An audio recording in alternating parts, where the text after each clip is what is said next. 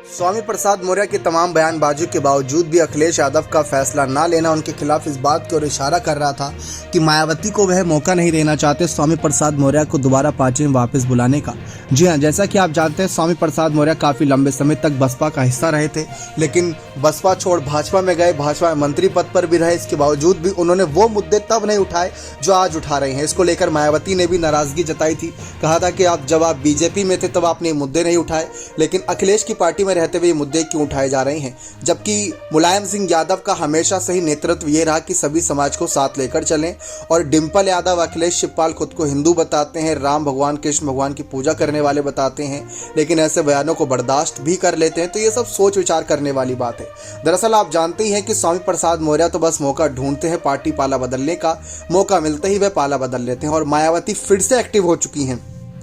ये बात सबको पता चल चुकी है कि मायावती अब जो हाल ही विधानसभा चुनाव होंगे वहां पर अपनी एक्टिवनेस दिखाएंगी।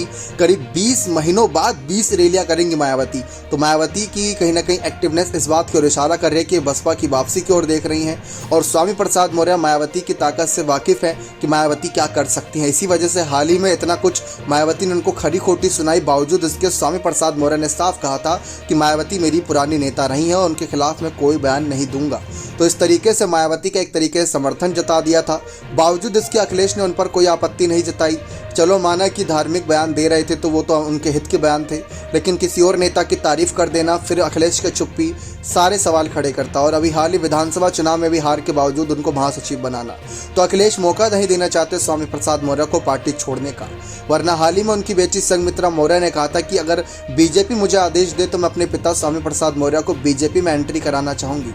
तो इस तरीके से तमाम कयास लगाए गए थे, लेकिन ये कयास तभी ठंडे पड़ते नजर आए जब स्वामी प्रसाद मौर्य अखिलेश के समर्थन में, मुलायम के समर्थन में नजर आ रही हैं। लेकिन स्वामी प्रसाद मौर्य पर सबकी नजरें बनी हुई हैं, क्योंकि लोकसभा चुनाव 2024 में इनकी स्थिति क्या रहेगी समाजवादी पार्टी के अंदर।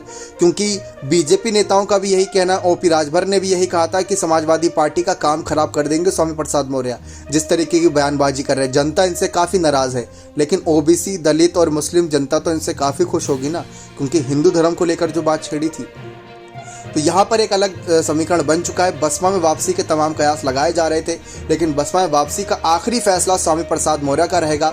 जबकि जिन हालातों में स्वामी प्रसाद मौर्य बसपा छोड़कर आए थे, इसके बाद तो शायद ये कयास लगाना ही बेकार है कि स्वामी प्रसाद मौर्य बसपा में कभी वापसी करे भी, क्योंकि मायावती ने जाते जाते स्वामी प्रसाद मौर्य को शुक्रिया तक कह दिया था।